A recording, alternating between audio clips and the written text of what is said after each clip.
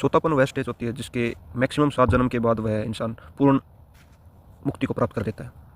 और सोतापन बनने के बाद कभी भी वो अधोगति की तरफ नहीं जाता, मतलब किसी नरक पशु प्रेत योनि में जन्म ले लिया ऐसा।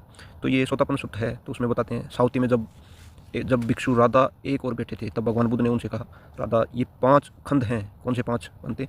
रूप, वेदना, संज्ञा, संखार और विज्ञान। जब एक आर्य शिष्य इन 5 खंडों के उदय वे उसे मिलने वाले सुख, उसके दोष, उससे निकलने के उपाय को यथावत जान लेता है, तब उसे आर्य शिष्य कहा जाता है या सोतापन हो जाता है। वह अधोगति जैसे नरक पशु प्रेत योनि आदि में जन्म नहीं लेता उसके बाद, और मैक्सिमम 7 जन्म के पहले ही वो पूर्ण निर्वाण को प्राप्त कर जाता है। तो ये 3 चीज़ निकल जाती हैं। जैसे कि हमने डिस्कस किया था अनंत लक्षण सूत्र में, हमने डिस्कस किया था कि 5 खंड होते हैं, उनको अलग अलग देखते हैं कि ये रूप है, ये वेदना है, ये संस्कार है, ये संज्ञा है, ये विज्ञान है। तो इनको अलग अलग देखेंगे तो ये आराम आराम से थोड़ा मन को शांत खुश करके उसके बाद में देखना स्टार्ट करते हैं, तो उसको स्वरूप दिखना स्टार्ट हो जाता है खुद का। तो सबसे पहले सकाय दिति हटती है। सकाय दिति का मतलब ये सोचते रहते हैं कि मैं करके है, मैं करके एक फिक्स चीज़ है, वो आराम आराम से निकलनी स्टार्ट हो जाती है। वो देखता है कि हाँ अलग अलग 5 खंड हैं, ना कि मैं हूँ। फिर उसके बाद विचिकित्सा निकल जाती है।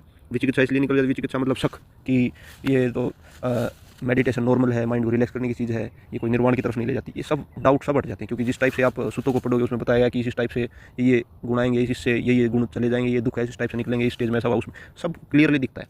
तो सकाय दिति निकल जाती है। तीसरा ये कि हमें ये लगे कि कोई ना कोई ये अनुष्ठान या फिर ये कोई रीति रिवाज ये हमें उतार देंगे या फिर ये हमें निर्वाण तक ले जाएंगे, ये तीनों चीज़ें हट जाती हैं। मतलब तो रास्ता बहुत ज़्यादा हार्ड नहीं है। 3 चीज़ करिए। सबसे पहले कुशलों को छोड़िए जो नीचे ले जाते हैं। दूसरा कोई ऐसा मेडिटेशन करिए जिससे माइंड खुश होता है, ट्रैंक्विल होता है, जैसे आनापानसति सांस पे ध्यान करने का। तीसरा जब मन शांत है, खुश है, उस टाइम पे अनंत लक्षण सूत्र को प्रैक्टिस करिए, जिसमें अलग अलग खंड को देखते हैं कि अलग अलग ये खंड है, ये अलग खंड है, ये अलग खंड है, और वो किस टाइप से काम करते हैं, वो ऑटोमेटिकली खुद काम कर रहे हैं या हम चाह रहे हैं वैसा ही हो रहा है। तीनों चीज़ें प्रैक्टिस करेंगे तो सोतापन के पास चलते चले जाएंगे और अवश्य ही लाभ होगा।